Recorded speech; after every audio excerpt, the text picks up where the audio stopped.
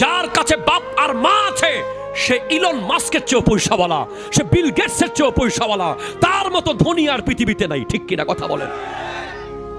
কেন?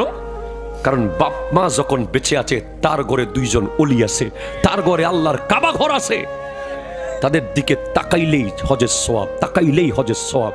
তুমি অষ্টগ্রামের সব মানুষের দিকে তাকিয়ে থাকো, যদি চেহারা তোমার আব্বার আম্মারটা না হয় তুমি হজের সওয়াব পাবা না।